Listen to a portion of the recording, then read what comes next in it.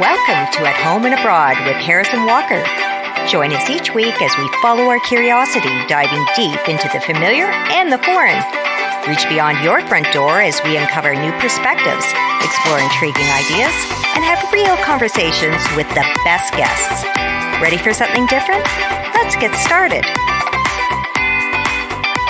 The Twin Flames universe, or TFU, is the subject of a recently published 3-episode documentary series on Netflix featuring Dr. Janja Lalich, an internationally renowned expert on cults and coercion, and the author of several books on the subject of cults, including most recently Escaping Utopia, Growing Up in a Cult, Getting Out, and Starting Over.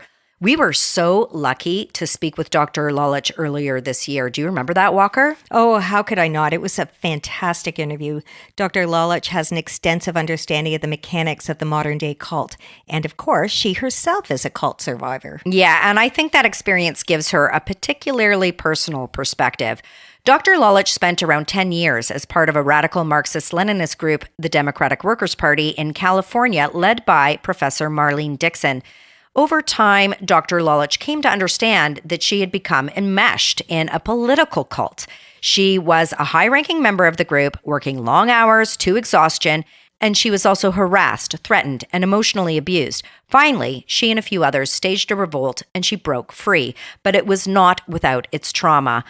I've followed her work quite closely, as this topic has always fascinated me. And when I heard that she was recently involved in this documentary, I totally binge-watched it right away. Yeah, I did too. Escaping Twin Flames was produced by the Emmy-nominated filmmaking team behind Seduced, inside the NXIVM Cult. So this new documentary series investigates the Twin Flames universe. Had you ever heard of TFU before this documentary, Harris? I hadn't, though I have to admit I've now totally gone down the rabbit hole.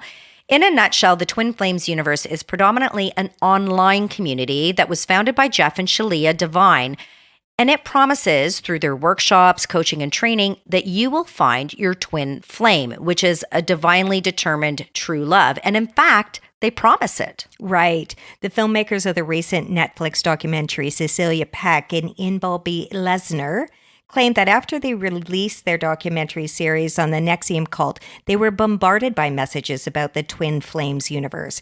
And so the 3-year investigation into the whole Twin Flames organization began. The documentary claims to have uncovered what is a controversial community. Dr. Lalich identifies it as a high-control group and draws parallels with characteristic cult organizations. The argument laid out alongside the testimonies of ex-followers is really quite compelling. Though TFU, of course, denies any allegations that they are a cult. It's no surprise, though, that people are drawn to TFU because the promise of finding your true love is really pretty appealing, particularly if you've had trouble with past relationships. It is. In some cases, though, it seems some people were also told that they had already found their twin flame, even if that relationship hadn't or wasn't working out. Right. Ex-TFU members disclosed that they were encouraged to pursue their ex-partners, with one woman apparently ending up in prison for stalking. Yikes. I think it's fascinating how powerful online communities can have both a really positive influence, or they can also obviously operate in nefarious ways too. And this is probably why coercive cults have found a foothold online. Dr. Lalich talked about this in our interview. Since the pandemic, we've seen the rise of internet-based cults. And so that's a fairly new phenomenon. Before that, we always had what I now call the kind of run-of-the-mill brick and mortar cults, right? You knew where the cult was, you knew who the leader was, you knew where their compound was or where their centers were or whatever, right? So it was much easier to follow what they're doing, to make an analysis of what they're doing or of the leader. Whereas with the internet-based cults, you don't always know that. It's much more amorphous. That need for connection was at an all-time high during and post-pandemic, so it's not surprising, really. But the leaders of the Twin Flames universe are quite obviously out there and doing their thing with 66,000 followers in their Facebook group. Wow. So who are Jeff and Shalia? Well, they're a pretty interesting pair. Jeff was actually born as Jeffrey A. Yan and has had a couple of name changes along the way. He grew up in Lapeer, Michigan, and he had a pretty inquiring mind by all reports. He graduated from Western Michigan University's business school in 2010. After that, he sold all of his stuff and bounced from a subsistence farm in California and then on to Hawaii, changing his name on social media to Ender Iannathos. He met Megan Plant, a Canadian, online, and the pair started dating. 2 years later, Jeff and Megan, who is now known as Shalia, met for the first time in person.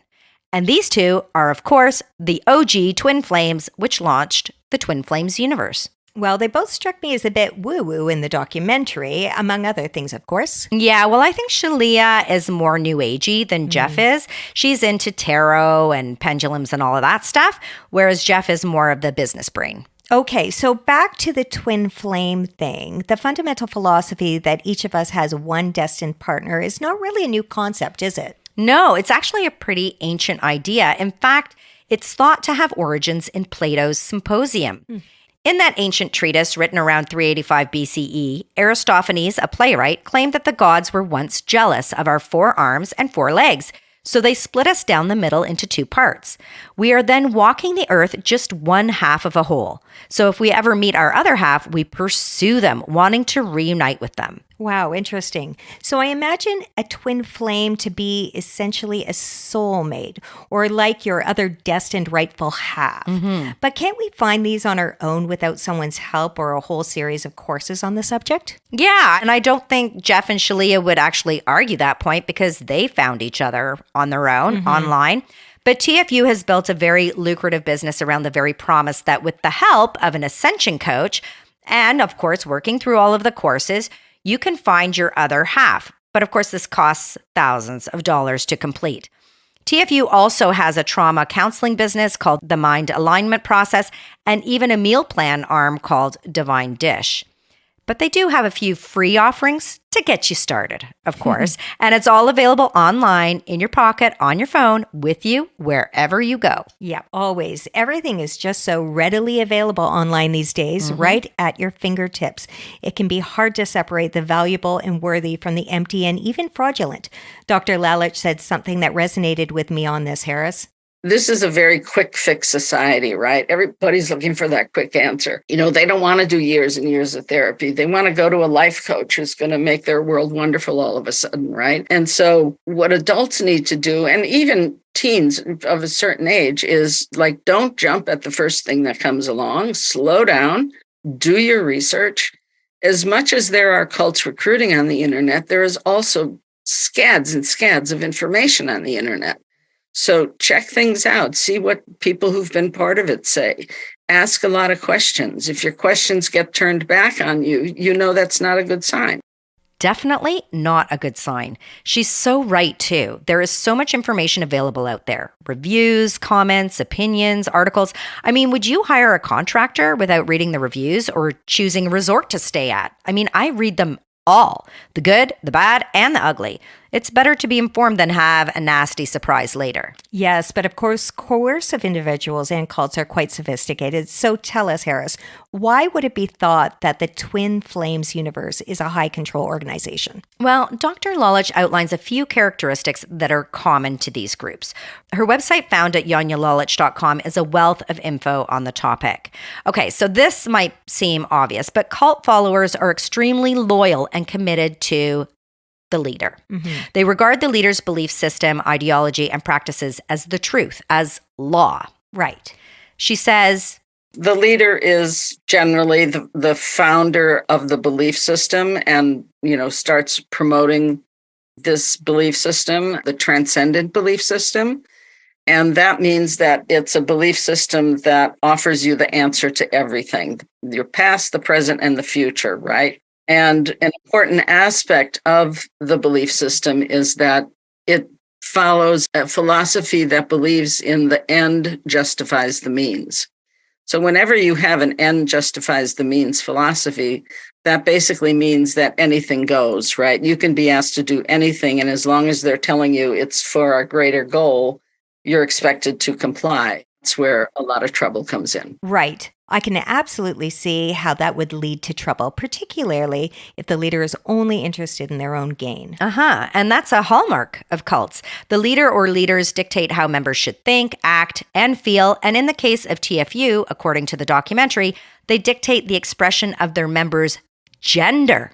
Yeah, I found this particularly troublesome. Me too. The Twin Flames universe apparently teaches that in order to discover and be united with our twin flame, we must recognize that we are each divinely designated divine masculine or feminine.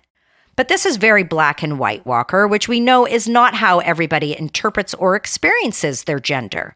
And of course, this becomes incredibly complicated and disturbing when in the documentary, ex-members tell of how Jeff and Shalia often assign divine gender to their members. In one case, they assigned one high-ranking female member as divine masculine, encouraging her to cut her hair, dress differently, and even change her name and pronouns. Yeah, that would be very confusing and distressing. Some members apparently even fully transitioned following the gender assignment from Jeff and Shalia. And I fully support transgender rights and everyone's freedom to identify as they wish, but I do not think anyone should tell another person what their gender should be. Exactly. So how do people find themselves in these situations, completely under the spell of these leaders, perhaps doing and acting in ways they wouldn't otherwise? Dr. Lalich explains here what they look for when they're recruiting members. They look for smart people. They look for educated people in most cases. They look for someone who can bring in connections, people who will lend legitimacy to the group. They look for people who can fundraise. They look for good workers. So this idea that it's only stupid, weird, crazy, lazy people who get into cults is the exact opposite. I think this is so interesting because, of course, it's so hard to imagine becoming a victim of a cult, but it happens to very intelligent, streetwise people. Dr. Lalich also says that many cults and their leaders claim that they have access to some special knowledge or an elite status that is only available to the enlightened, like the many doomsday cults. Only they know when the end is coming and how to prepare for it. Right, Walker? Right. Do you remember David Koresh and the Branch Davidians in Waco, Texas? Oh, do I ever. That all went down the year I met my hubby. Well, he preached that the apocalypse was imminent and that he was the Messiah. In the end, 80 members died at his compound during the standoff with the FBI, including children. Apparently, Koresh's followers started the fire themselves. Isn't that crazy? And terrible about the kids. Interestingly, according to the documentary on the Twin Flames universe, Jeff Devine compares himself to a Messiah too, Jesus, literally with side-by-side headshots, which is kind of kooky. And taking the last name Devine is also a little telling too, don't you think? Yeah, that's interesting. TFU has even created a religious arm of the organization called the Church of Union. Right. The documentary indicates that establishing themselves as a church helps to keep more of their income in their own pockets. And many cults do establish themselves as religious organizations for other reasons too. People are often drawn to communities that offer a greater spiritual connection with a higher power. Even Christianity started off as a sect of Judaism in its earliest stages, of course, and they were considered a radical group then, rejected by both Jews and the Romans of the time. That's pretty interesting to consider. And of course, Jesus would have had to have been a pretty charismatic leader. People who were close to him felt closer to God. Exactly. Take, for example, the infamous Fundamentalist Church of Jesus Christ of the Latter-day Saints. This is a splinter sect of Mormonism led by the now incarcerated Warren Jeffs. Jeffs is the high priest apostle of FLDS. Now, Jeffs is one crazy dude who says that God speaks directly to him and expresses his will. And that's something people want to get close to. Of course, Jeffs was and is a big fan of polygamy. He himself had 87 wives, some of whom were his own stepmothers. Yuck. But even worse, he encouraged child marriage with girls as young as 12 years old, which is disgusting. And man, was he ever controlling. FLDS members were not allowed to play sports, observe holidays, watch television, read books, have dogs, dance, remember Footloose, Walker, or even wear the color red. There is, of course, much more, but way too long to list here. But he still sends out edicts to his followers from his jail cell, instructing them to do this and to do that. So what's the status of Jeffs and the FLDS now? Well, he's in jail for life in Texas, thank God, but apparently he's still running his so-called church from behind bars. Well, that's terrifying. It sure is. Unbelievably, it's estimated that his followers still number in the thousands.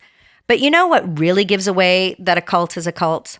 It's when the leadership teaches that the end goal they are preaching is always justified, no matter what you might have to do to get there. And this, of course, may result in members participating in behaviors or activities that they would have considered reprehensible or unethical before joining the group. Often, the leaders achieve this through coercive behaviors to influence the membership. Take, for example, NXIVM. Now, this cult was extreme. Originally, the leader, Keith Raniere, and Nancy Saltzman, a former psychiatric nurse, set it up to be a self-help organization that offered executive success workshops and courses. They gained a following quickly, apparently painting a picture of fantastic success for the potential recruits, and they bought it. But as Peck and Lesnar illustrated in their documentary, NXIVM and its leader then exerted frightening control of its members once they had a hold on them, encouraging them to recruit women into what was later coined as a sex cult. Women were coerced into sex with Raniere and were forced into free labor in support of the organization. It also had a sadistic master and slave structure in which the women started as slaves and only achieved master status after they had reached their own personal recruitment goals. Not surprisingly, Raniere is now currently serving a 120-year sentence. So how did these leaders accomplish this? Dr. Janja Lalich lays it out here. They know exactly how to push your buttons so that you comply over and over and over again. And a lot of it is based on fear. So over time, the person becomes almost like a little microcosm of the cult because they have completely been induced to buy into this belief system, have complete and total obedience and loyalty to the leader, and follow whatever orders they're given. And of course, the added factor is that there is almost always some type of exploitation, whether that's physical abuse, sexual abuse, or financial abuse. Yeah, it's truly terrible. Cult survivors tell of horrific abuses while in these organizations. Dr. Lalich herself describes the abuse that she and others in the cult she fell victim to. Verbal, physical, and emotional abuse that is very hard to recover from. Most definitely, if you manage to get out at all. Cult leaders use shame, guilt, and fear, or even the promise of love to keep a firm hold on their members. Watching this documentary, it was so painful to see the mothers of TFU members suffering, having been estranged from their children for literally years. I can't even imagine that. I know, I can't either. It's like your kids disappear from your lives altogether. Yes, and Dr. Lalich has said that this is also common to all cults. So often membership either requires or leads to cutting ties to family and friends. In Dr. Lalich's words, they attack the self. The whole point of cult recruitment and cult indoctrination is to attack the self, right? To kind of take you apart, get you to not trust yourself, not trust your instincts, don't trust anyone else, just the cult leader. And of course, a cult leader is not accountable to any authorities, unlike, for example, teachers, military commanders, or leaders of mainstream religious denominations, making their followers all the more vulnerable and isolated from society. Yeah, but thankfully it's not impossible to escape cults, and we have seen many survivor accounts in popular media of late. These are smart people who have had lives, jobs, families. They've had some foundation in normal life, aside from children who are born into cults, of course. Did you know that Jeff and Shalia had their first child this year? Yes, they covered that in the documentary. Oh, okay. So aside from children who are born into a cult's belief system, at some point it's likely that things are not going to jive. Dr. Lalich has a great analogy for this. She says to think about having a shelf at the back of your mind where all your doubts live. You can keep it there, hidden in the dark, dusty recesses, but one day something will happen and that shelf will break. As she says, the way I see it is that everybody in a cult has doubts, has questions, even the true believers. I think there are a few more red flags we can mention too that people might want to look out for, Harris. Okay. If your new yoga community, therapy group, or political posse is preoccupied with bringing in new members and making money, this might make you think twice about getting any deeper with them, particularly if you are expected to volunteer insane amounts of time to the group to the exclusion of your regular job or activities. Right. And we need to be clear. Cults come in all shapes and sizes. As you say, it can be a group offering fitness, self-help, love, political ideology, just about anything. In our interview in the spring with Dr. Lalich, we even discussed the one-on-one cult or a family cult. Walker, I did get the impression from the series that TFU members were expected to work for the organization, right? Particularly those higher up in the hierarchy, closer to Jeff and Shalia. Some of the ex-members reported working full-time for the organization for next to nothing or even unpaid. They had all kinds of roles: coaches, marketing, digital media, you name it. According to the TFU website, though, they deny that they improperly profit at all from their members. I should mention, too, that if your newfound community encourages you to live or socialize only with other members, that should also sound the warning bells. It should, because that's a really good way to keep everyone under the thumb of the leader. And TFU, they have dreams of purchasing land for a compound of some sorts, right? For everybody to live. Interesting to note also, Jeff and Shalia started to assign twin flames within their membership, matching TFU members to each other. Coincidence? I'll leave that for you to decide. Interesting point, Harris. What's scary is that once followers are fully under the spell of the leaders, these people, these loyal members or true believers, feel that there can be no meaningful life outside the group. They can't see any other way to be, or even if they do, they're afraid of reprisals if they leave. Yeah, well, you have to think that if you have invested that much time, often money, and so much of yourself into something, likely you don't have much else to turn to in your life. And in some cults that control through intimidation and harassment, it can actually be dangerous to leave. I watched Leah Remini's documentary, Scientology and the Aftermath. Now that was downright frightening. Apparently, she is suing the Church of Scientology and its leader, David Miscavige, for harassment, defamation, surveillance, and other unlawful behavior resulting in psychological torture. She's also said that the church has retaliated with even more aggressive harassment since launching her suit, which is so crazy. I think it takes huge fortitude to, first of all, walk away and then take on a cult head on. Apparently, one of the family members who appeared in the Twin Flames documentary was served with a defamation lawsuit by Jeff and Shalia for speaking out in a Vice article, but it has since been dismissed. Louise Cole hasn't had any contact with her daughter for years, but she is not backing down. She's got courage and a mother's love. Dr. Lalich does have advice for family members whose loved ones may have become prey to these coercive and controlling organizations. Even though it may be next to impossible to understand what your son or daughter or friend or father or mother might see in their newfound community, don't ever close communication. Never cut that person off. Never. They may cut you off, but don't ever cut them off. No matter what you do, try to stay in communication. They need that lifeline when the shelf at the back of their minds finally snaps and the reality of their situation comes into focus. So what happens next to survivors? It must be tremendously difficult. I can only imagine. You would emerge likely estranged from everything and everyone you knew. You might not have a job or even a resume for that matter, but there's fortunately support for cult survivors out there. The Lalich Center offers psychoeducational recovery courses, workshops, discussion groups, and continuing ed to survivors.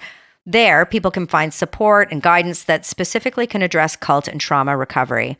And there are many similar professional organizations that provide assistance to cult survivors too. A referral from a psychologist or medical doctor might be the best thing to start. Well, there certainly is a need. It is almost impossible to determine how many cults are in operation around the world today, but it was estimated not too long ago that there were likely as many as 10,000 operating in America alone. That's really crazy. That's a lot. It is a lot. But listen to this, Walker. Okay, this is nuts. I was driving to IKEA last night with my youngest kid during rush hour. I don't know what we were thinking. Yeah. Anyway, we were stuck in traffic. And we were stopped in front of this very unassuming concrete block strip mall. And right in the center of it was this place, Church of Grace or something like that. So because this is all on top of mind for me, I had my kiddo research it. And man, did the red flags go up. It was right there for all to see in Midtown Toronto. So what did the Google search come up with? Well, for one, the leaders were referred to as elders. Only men can be elders in this little place, according to their website. This seemed very prescribed to me and set within a pretty well outlined belief system that did fall within the larger construct of Christianity. So it may not have been a cult per se, but I won't be sending my kid to Sunday school there. Let's just say that. Weird. So tell me, what is the difference between religion and a cult? It seems that the boundaries are a bit porous and gray. Yeah, well, some cynical people think it's only a matter of numbers. Like once a cult reaches a critical mass, it becomes a religion. But I think that is an overgeneralization. Reverend Dr. Richard L. Dowhauer makes a few more distinctions in his guidance for clergy in his book, Recovery from Cults. He says that cults discourage free thinking and discussion, whereas on the other hand, religion encourages it, and that religion embraces, supports, and treasures family, whereas cults often seek to isolate members from their friends and family. Okay, makes sense. So what else? Well, one key difference might be evident at the very outset. So when one converts or joins a religion, the new member is often encouraged to reflect upon their commitment, they're given time to process, and they're often also provided with education with an opportunity for discussion. It's open and supported.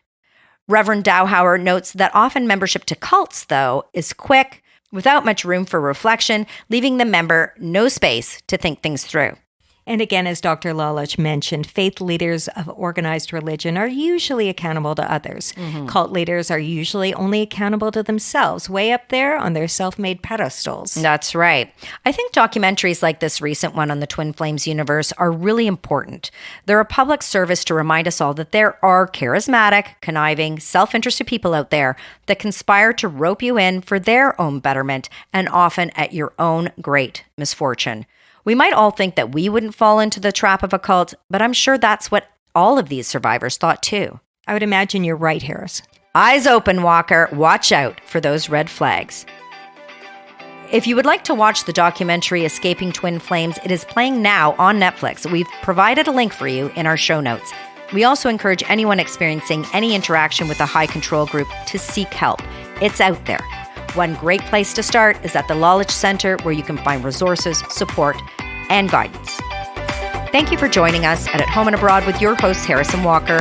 If you enjoyed this episode, we would really appreciate it if you would rate and review our show. It helps us grow and expand our reach. Subscribe to follow us each week as we continue the conversation. You can also say hi to us on Instagram at Harrison Walker. We would love to hear from you.